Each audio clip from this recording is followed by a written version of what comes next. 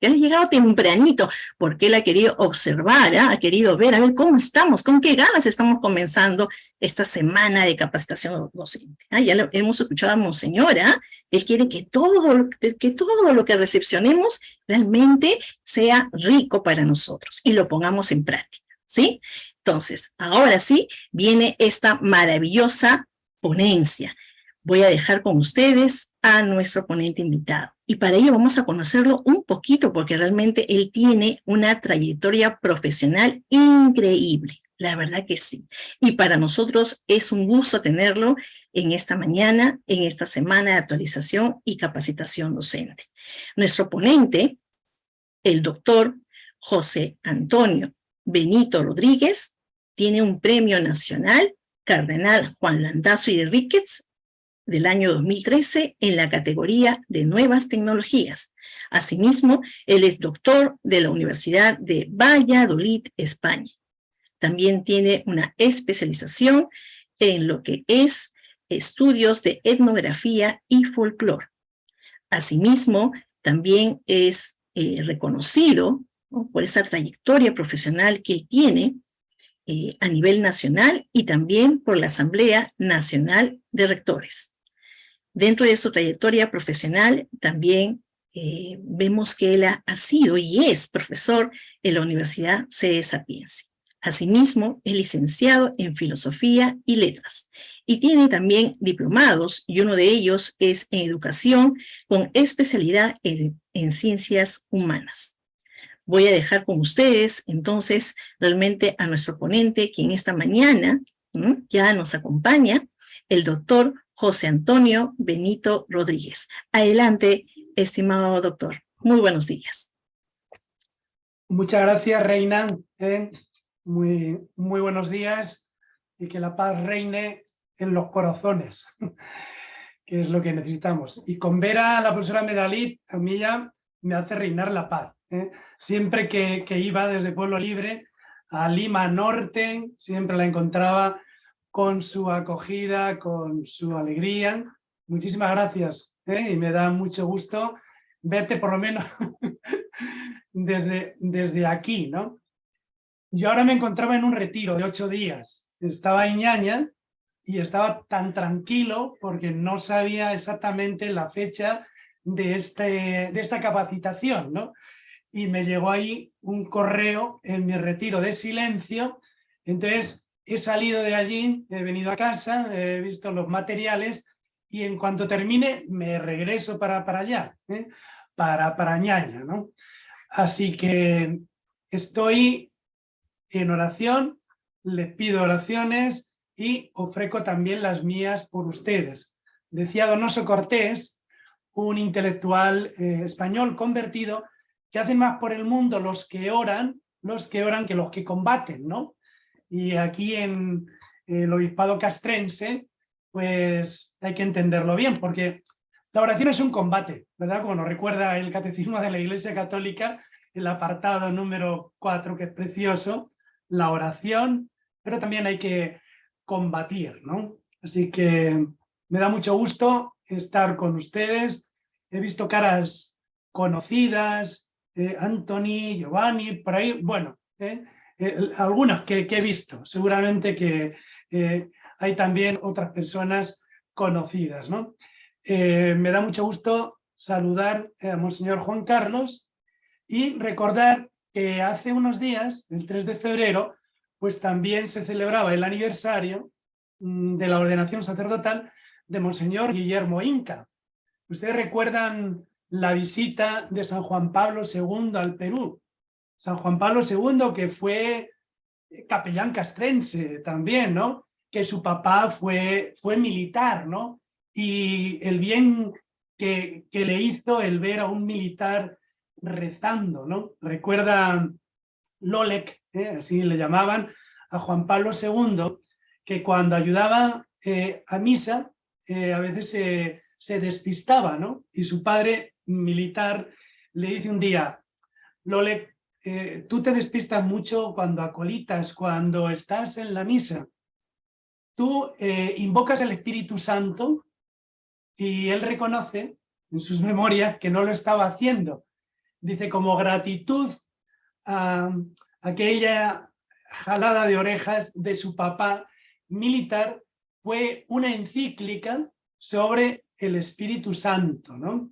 Que se titula Dador de vida, ¿no? Dador de vida.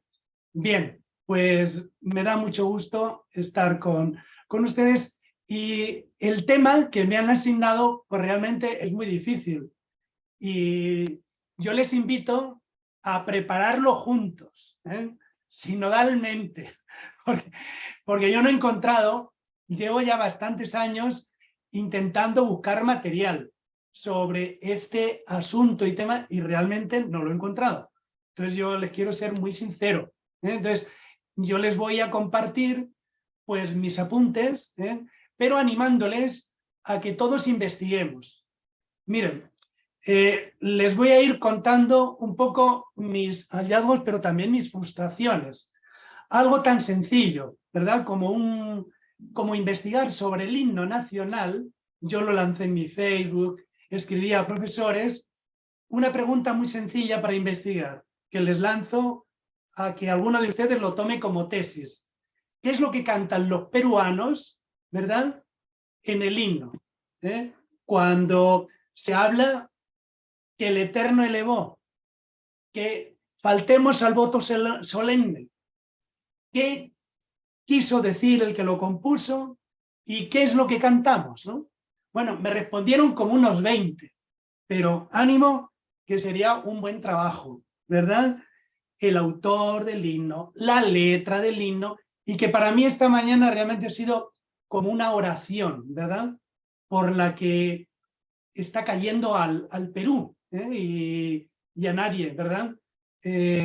Pues se le olvida que estamos en un momento histórico del Perú, y para vivirlo pues hay que rezar, hay que formarse y hay que actuar. Entonces este himno para mí ha sido una oración, ¿verdad? Para que el Señor pues siga presente en el Perú. Yo a las 12 tengo que hablar en la semana de catequesis sobre un tema muy concreto, cómo la religiosidad del Perú ha acompañado permanentemente, ¿no? Desde hace 20.000 años, desde el Perú entendido como patria, desde el Perú entendido como nación, desde el Perú entendido como Estado, desde la independencia, siempre. La religiosidad ha estado siempre presente. Si ustedes van ahora al Museo Nacional de Pueblo Libre, verán una exposición preciosa sobre la estela Raimondi. ¿Qué es la estela Raimondi? ¿Verdad? Pues esta estela descubierta, ¿verdad?, por Raimondi, luego descifrada por Julio Setello, pero que representa al dios Báculos, ¿verdad? Entonces ustedes van al santuario ceremonial de Chavín y ahí pues tienen la divinidad del dios Báculos. Si hablamos de las huacas, estamos hablando de un mundo muy religioso, ¿no?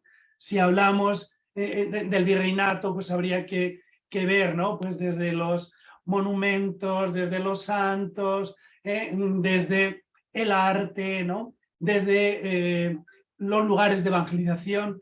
Y si nos vamos ya al Perú como Estado de 1821, veremos que la Iglesia ha estado ahí muy, muy presente, ¿no?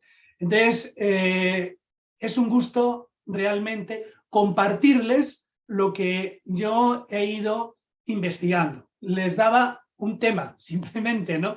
El himno, para poder investigar. Hoy comenzaban, pues, hablando de Santa Dorotea, ¿no? Una santa mártir. Pero fíjense, hoy es San Pablo Miki y 26 mártires. Dicen, bueno, pero es del Japón. Ustedes saben que el Japón ha estado muy vinculado también con el Perú desde el siglo XVI. Fernando Iwasaki, que es, tengo bastante vínculo con él es amigo de Vargas Llosa, saben que se ha centrado mucho ya en Sevilla y tal. su tesis la hizo sobre las comunicaciones entre el mundo oriental en el siglo XVI, XVII, el Japón y el Perú. Si ustedes van al Museo de los Descalzos, de la Alameda de los Descalzos, o también el Cusco, verán la representación de los mártires del Japón. Mártires, San Pablo Miki era jesuita y hay varios laicos también en el entorno jesuita, pero también hubo mártires franciscanos. Y eso repercutió y mucho aquí en el Perú. Ustedes van sobre todo a la casa de los franciscanos y verán los mártires franciscanos japoneses, pero que van a tener una gran influencia aquí en el Perú. Para decir, pues, otro tema, ¿no?, en el que podíamos también trabajar.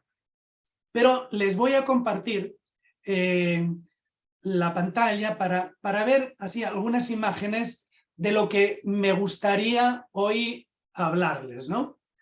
En primer lugar, sobre qué entendemos, ¿no?, por, diríamos, el capellán castrense. Luego, tres personajes que yo he podido investigar un poquito, ¿no?, como ha sido el padre Valverde en el lance de Cajamarca, en el virreinato, en la época de la independencia, Pedro Mayeluz, el mártir del confesionario que murió en el Real Felipe, saben que él era Camilo, y podríamos hablar también de un capellán castrense en la Guerra del Pacífico. Si yo le pregunto a ustedes, como le puedo preguntar a cualquier historiador del Perú acerca de los capellanes castrenses, pues me dirá que se sabe muy poco, ¿no? Son apuntes por ahí breves. Y hoy, más que darles soluciones, como diría el querido hermano Marino Latorre, que en paz esté, ¿no?, siempre nos hablaba de que había que saber formular preguntas. Pues yo quiero que ustedes investiguen conmigo y yo me comprometo a estar en contacto, como lo he estado con el profesor Aníbal, que me ha ayudado a escribir una síntesis de este asunto, ¿no?, en la página Perú Católico, y que lo voy a compartir, ¿no?, entonces, con él y con todos ustedes para seguir investigando. O sea, yo les voy a compartir aquí estos apuntes. Voy a compartir la pantalla. Espero que se vea ya. Si alguien me dice. Sí, sí se ve, hermano.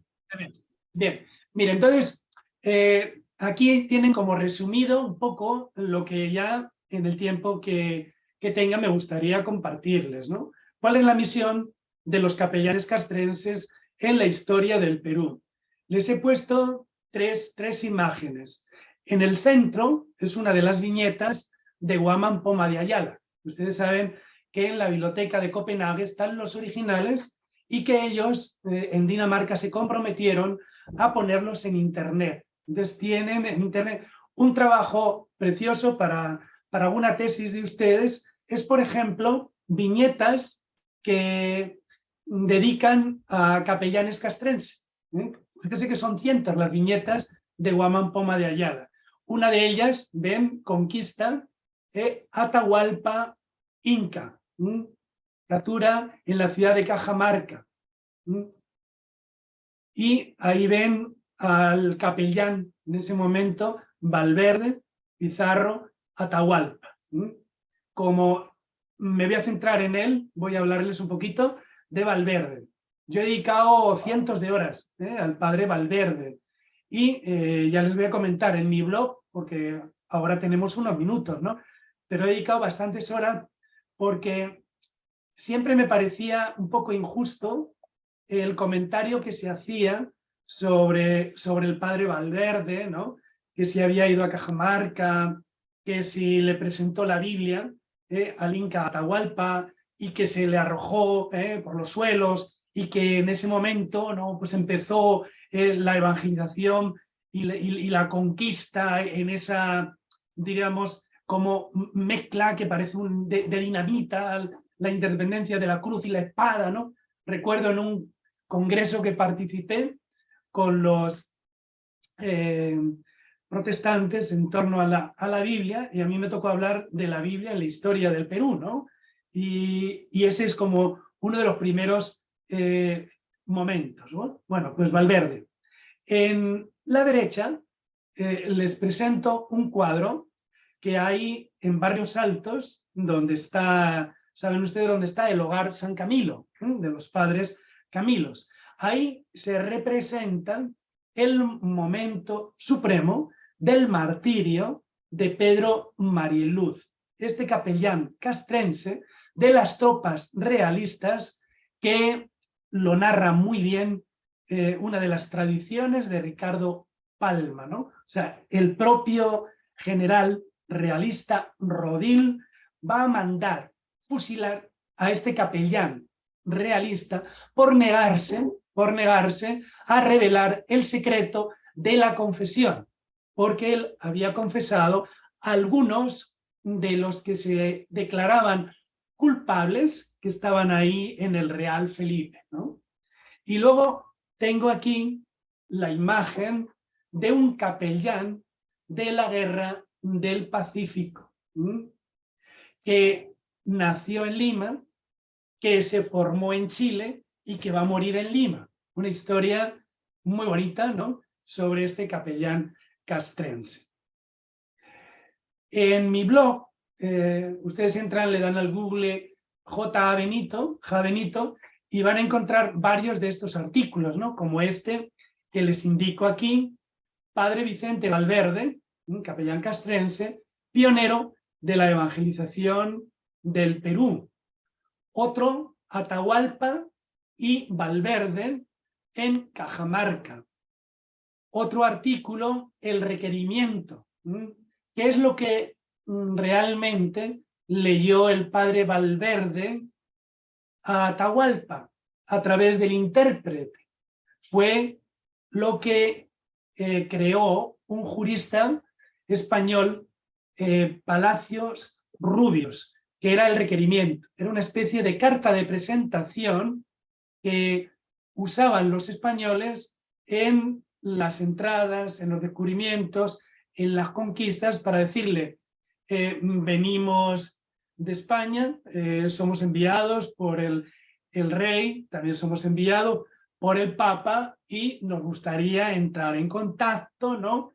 Y claro que era un documento un poco curioso, ¿no?, porque al mismo tiempo que era como una carta de presentación, también era un poco amenaza, ¿no? Dice, bueno, si no nos reciben y tal, pues nosotros también podemos usar la fuerza, ¿no? Entonces, creo que les tiene cuenta, pues, acogernos con paz y tal. Bueno, pero es un término jurídico, el requerimiento, que Raúl Porras Barrenechea lo transcribe perfectamente, y yo ahí en mi blog también lo he puesto, ¿no?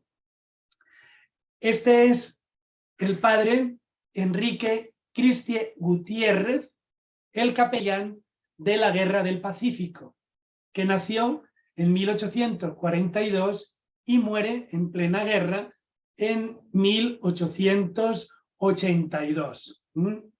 Y luego al final hablaré de un artículo que yo escribí cuando escuché a Pedro Castillo, presidente del Perú, en el mensaje presidencial del 28 de julio, ¿no?, cuando él dijo: unos hombres de Castilla vinieron, invadieron, ¿no? Entonces yo le dije que él se llamaba Castillo, precisamente recordando a esos hombres de Castilla. Y tenemos un arzobispo actual que también se apellida Castillo, ¿no? Entonces, yo escribí este artículo, Sacerdotes al pie del cañón en el Perú, ¿no? Otro artículo es de Pedro Marieluz, del que ya les he hablado. ¿Ven? Este es el cuadro que se ubica en los padres Camilos, Y este es un detalle, ¿no? Cuando está ya para ser fusilado, ¿no? De Pedro Marieluz. En el blog, aparte de mi blog J. Benito, donde les he mostrado, también tengo otro blog, Perú Cristiano, que es donde voy subiendo artículos de los alumnos de cuando se dio la maestría de Doctrina Social de la Iglesia en la UCS, y también en el curso que yo doy de Historia de la Iglesia del Perú en la Redentoris Mater y en la Facultad de Teología Pontificia y Civil de Lima, ¿no? Entonces voy subiendo artículos que tienen que ver con historia de la Iglesia, Perú Cristiano. Entonces ahí Atahualpa y Valverde en Cajamarca. Otro artículo, los mercedarios y la independencia del Perú. Ustedes saben que la Orden de la Merced ha sido específicamente una orden dedicada a trabajar, ¿no?, con un cuarto voto para capturar, para redimir a los cristianos que eran cautivados por los musulmanes. Y muchos de ellos fueron capellanes castrenses, ¿no?, como el célebre Olmedo de Cortés y varios aquí en el Perú. También va a tener una gran importancia en la independencia. Este cuadro de Lepiani, que se encuentra el original en el Museo Nacional de Pueblo Libre, nos presenta ahí a un padre mercedario, ¿no?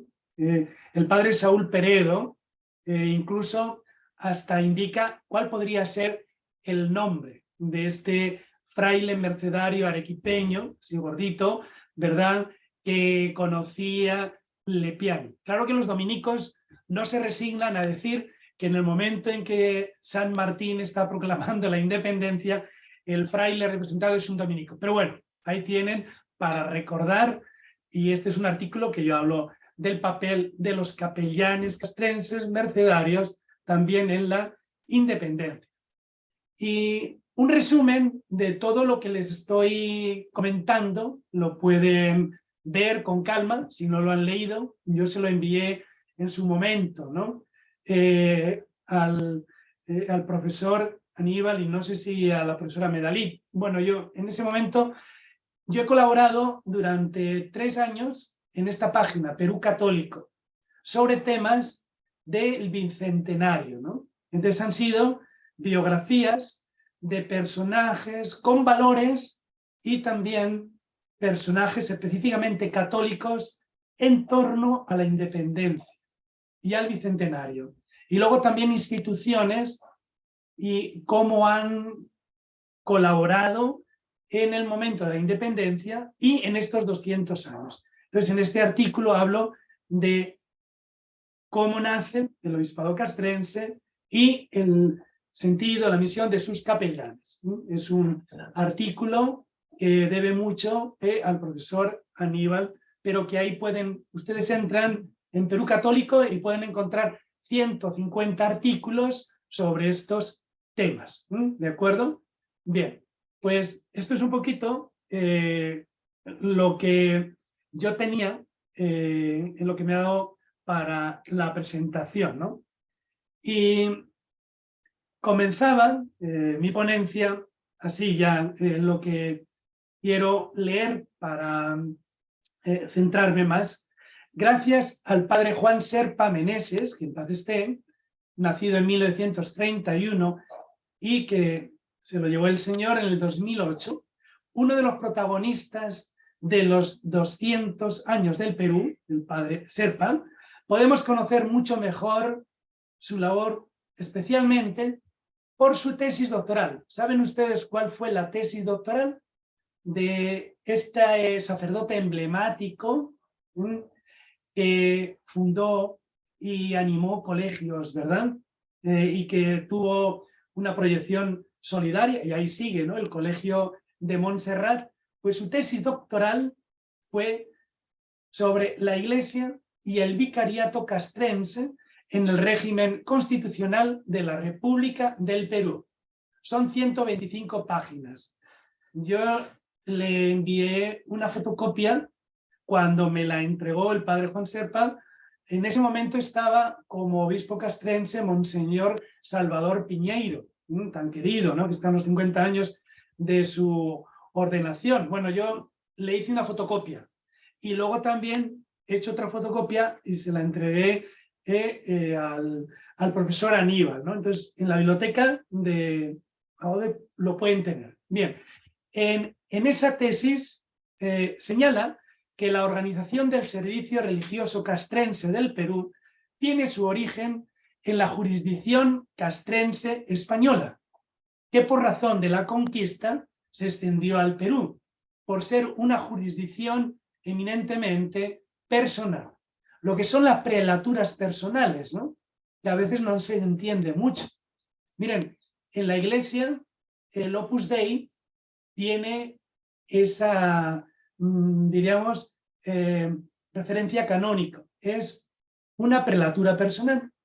Y el obispado castrense es una prelatura personal también, y que arranca precisamente de ese sentido que tenía ya desde el momento del descubrimiento, la conquista y evangelización del Perú por parte de España.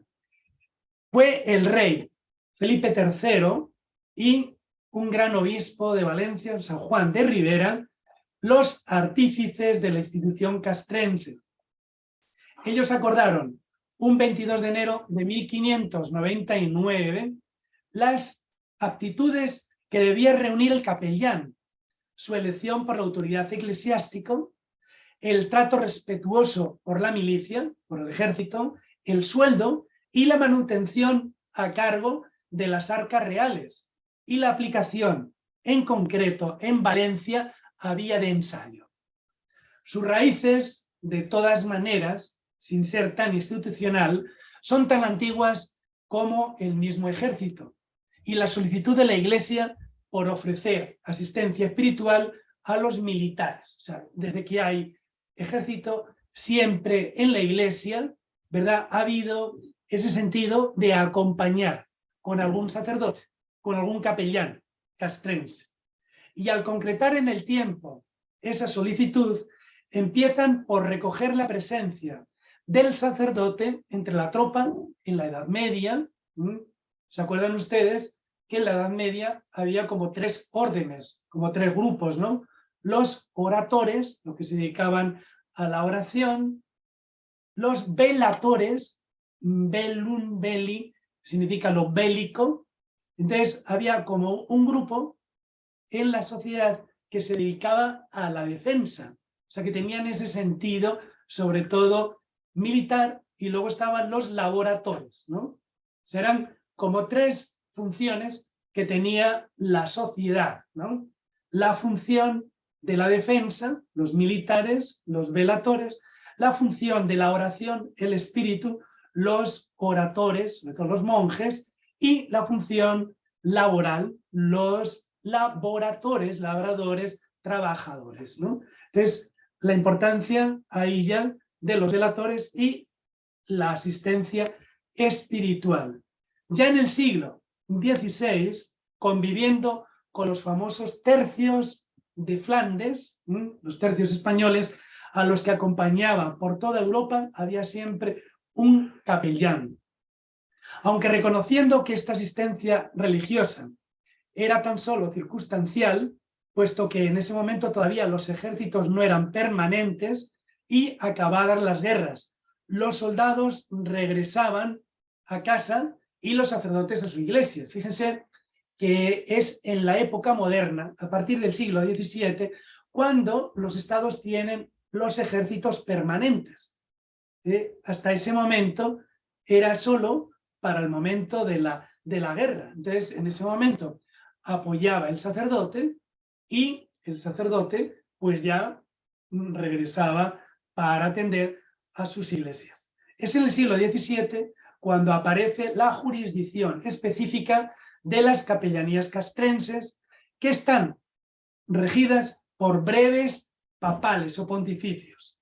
Fue el Papa Inocencio X el que instituye los vicarios del ejército, con autoridad sobre los capellanes castrenses, quedando estos desligados de la subordinación de sus respectivos obispos diocesanos en el tiempo que iban a la guerra. O sea, en el tiempo de la guerra no dependen de su obispo, sino depende del vicario del ejército.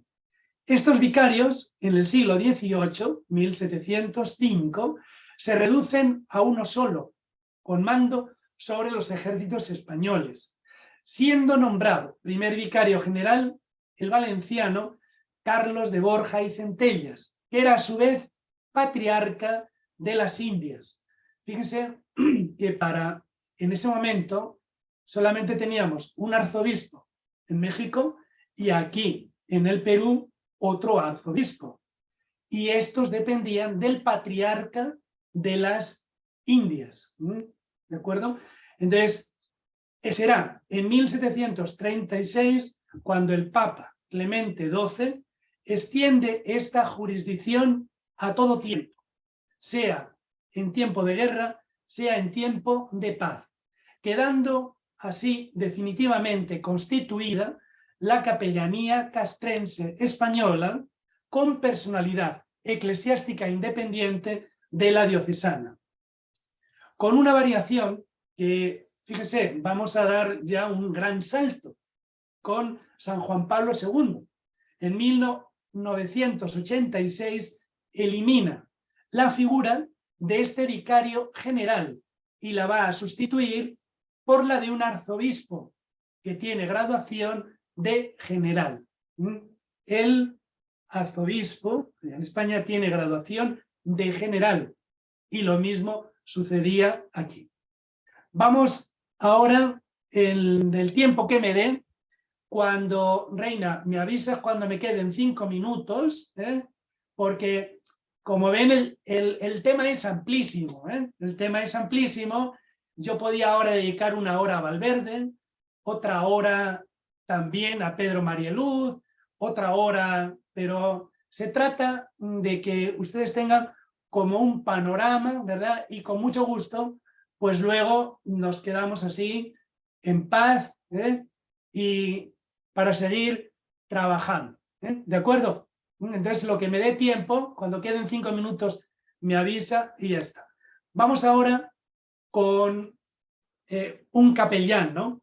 Que sería Valverde, ¿no? Y en la época del virreinato.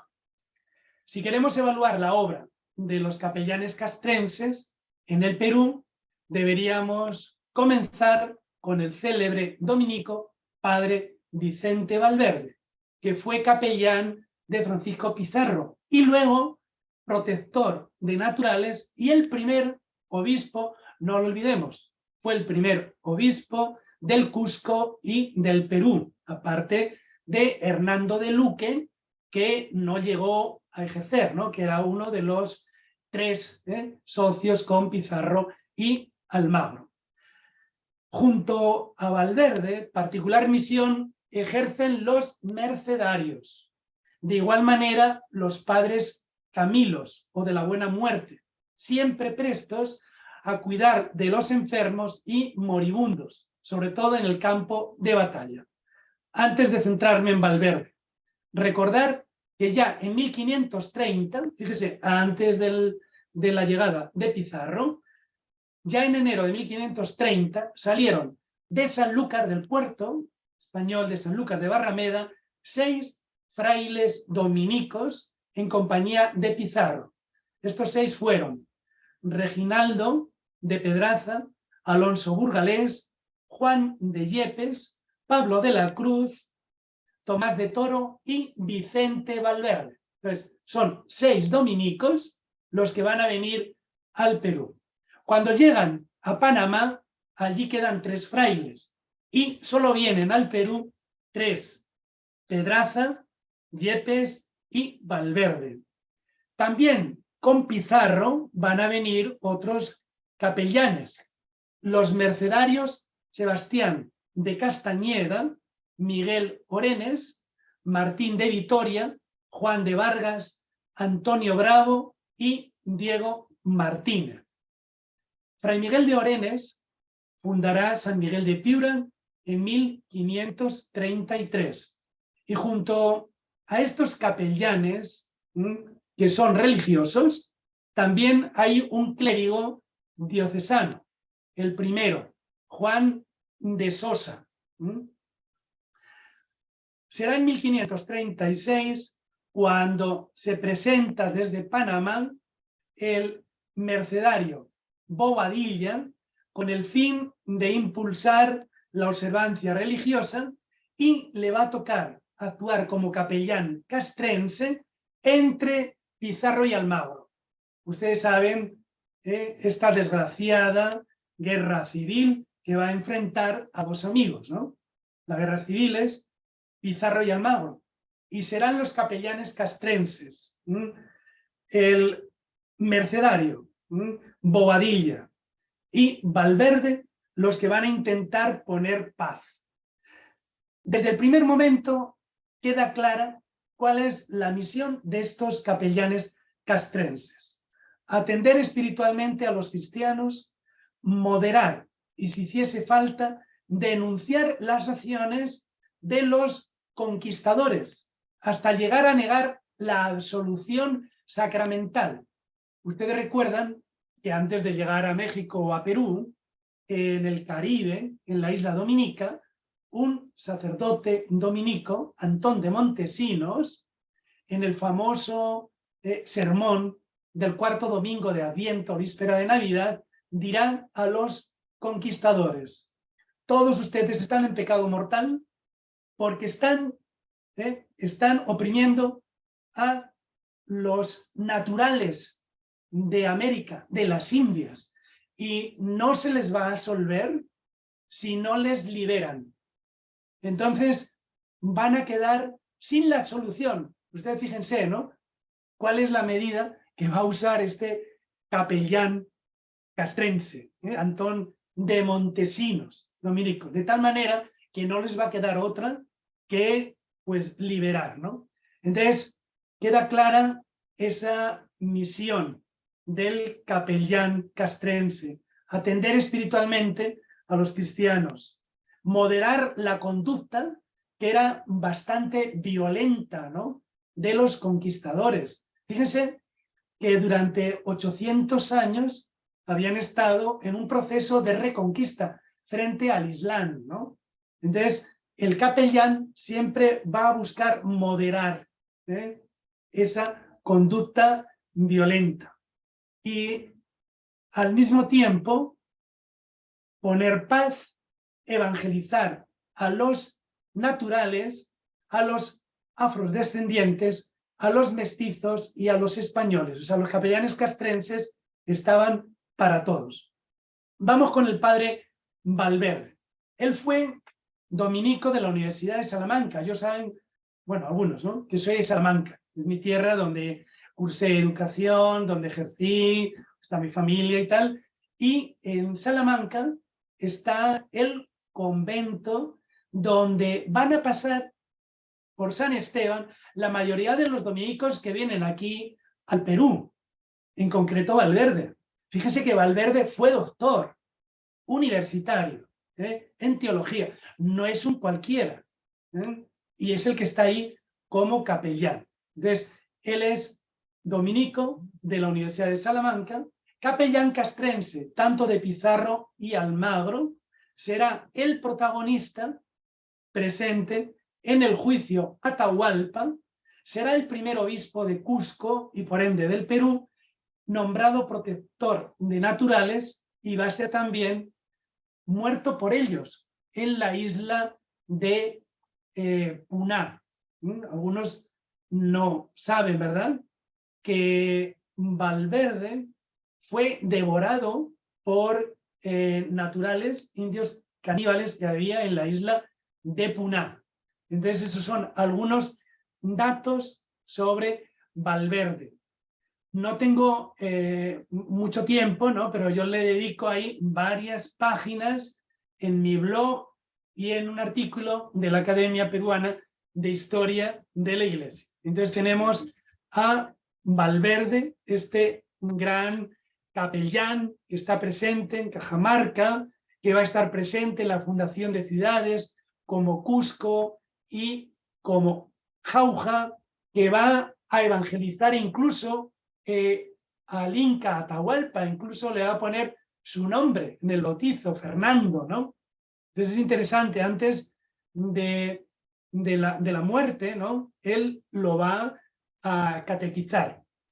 Yo les aconsejo que lean el libro del doctor Del Busto sobre Pizarro, que le dedica un capítulo bien interesante a Valverde. Luego tendríamos que hablar de su misión como primer obispo del Perú.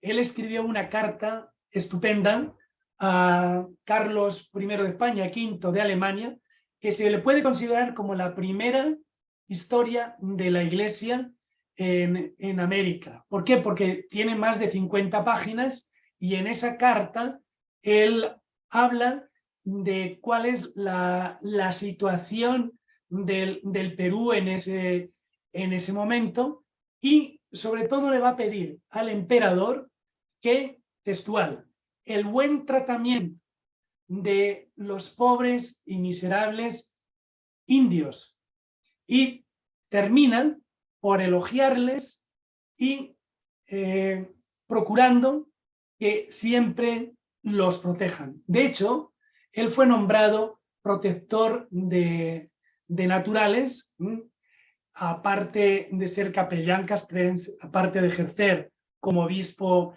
en Cusco, ¿no? Pues él va a ser un obispo misionero, indicando, esto lo he trabajado en las actas de la Catedral de Lima, donde dicen que teniendo mucho cuidado de mirar y visitar los dichos indios y hacer que sean bien tratados e industriados y enseñados en las cosas de nuestra santa fe católica. Doctor Benito. Algunos... Doctor, disculpe que le interrumpa, doctor, su maravillosa y excelente ponencia. Nos quedan 5 minutos, doctor. Gracias. Estupendo, muy bien. Loman Villena, uno de los grandes historiadores del Perú, dirá, en el lance de Cajamarca, nadie más, sino Valverde, era capaz de empuñar la pluma y redactar un texto de contenido filosófico y teológico, y de tal pulcritud de estilo, que a las claras trasluce la impronta de Vitoria. ¿Quién fue Vitoria? Francisco de Vitoria. Pues un catedrático que enseñaba allí en la Universidad de Salamanca y que es considerado como el pionero de la ONU, porque él es el artífice del derecho de gentes, ¿no? Derecho internacional de gentes. Y eso lo va a asumir Valverde, ¿no? El paso de Valverde, y leo un detallito, ¿no? En la época de la emancipación, podríamos hablar, por ejemplo, de capellanes castrenses en torno a Tupac Amaru. Y simplemente les recuerdo que Monseñor Severo Aparicio Quispe tiene un libro estupendo sobre Tupac Amaru y la Iglesia, donde habla de capellanes que estaban a favor, fíjese, capellanes castrenses a favor de Tupac Amaru y otros que estaban en contra. Entonces, una tesis muy bonita sería también eso, ¿no? Capellanes castrenses en torno al momento que vivió Tupac Amaru. Damos un salto y en el momento de la emancipación, tanto las fuerzas realistas como las fuerzas patrióticas estuvieron asistidas por capellanes castrenses del clero regular. Hay franciscanos, hay dominicos, hay mercedarios, hay camilos o diocesanos, bajo la dirección de los obispos locales. O sea, en realidad no eran capellanes militares en sentido jurídico, pero en el momento de la guerra, de la emancipación, de la independencia, vamos a ver sacerdotes, capellanes que apoyan o bien a los realistas, como es el caso de María Luz, o bien a los patriotas, como es el caso, a ver quién sabe, el que pronunció el primer Te Deum. A ver, mis queridos profes, ¿se saben quién fue? A ver quién me lo pone. ¿Quién fue el que...? Yo estoy recogiendo todos los sermones Te Deus. Ya tengo como unos 50, ¿no? Ya son más de 200, ¿no? El del primero, ¿quién lo pronunció? Pueden escribir en el Bueno, a lo chat, mejor, profesores, pueden escribir en el chat la respuesta a lo que dice nuestro ponente. a ver, si lo ponen Reina, que yo no veo ahora el chat, lo lees. Ok, doctor. Como me quedan 2 minutos, o 1, se lo digo, ¿no? Se lo digo ya, a lo mejor ya lo han... Doctor Benito, están colocando Valverde, otros están poniendo Don José de San Martín. Valverde es del siglo XVI, ¿cómo va a ser Valverde, no? Francisco Luna Y Pizarro, están estamos poniendo hablando Santo del Toribio de primer Mogrovejo. Te Deum en 1821. Estamos hablando del primer Te Deum. O sea, justamente que no fue el 28 de julio, porque fue justamente el 29. O sea, el primer Te Deum no fue el día de la proclamación y la jura de la independencia en Lima. Fue al día siguiente, el día 29, en la catedral. Y fue del que era en ese momento capellán de San Martín, un franciscano. O sea, no lo va a pronunciar el arzobispo. A ver si me ponen, mire a ver, Reina, que pongan quién era el arzobispo de Lima en el momento de la independencia. Rápido, un premio al que lo ponga. A ver. Francisco Solano, Bartolomé de Eras. Solano, Francisco, a ver, el segundo. Muy bien. Bartolomé de las Heras. Premio. Toma nota de ese, que hay que darle un premio. Bartolomé de las Heras. Ya está nuestra directora también tomando nota, doctor. Nuestra directora está tomando nota. Pero no fue el que pronunció el Te Deum, el arzobispo Bartolomé de las Heras, sino el padre franciscano Jorge Bastante. Jorge Bastante. Y luego ya, pues, tendríamos que hablar del capellán realista, Pedro María Luz, capellán Camilo, que termina siendo fusilado por orden de su propio jefe, el general Rodil. Y ustedes saben que se atrincheró en el Real Felipe hasta 1826. O sea, hemos celebrado el bicentenario 1821, pero no olviden que en 1824 la capital será Ayacucho, y ahí estará Monseñor Piñeiro, ¿verdad? Para acogernos y para... Yo he hablado con Monseñor Juan Carlos que habría que hacer algo, ¿no? En 1824.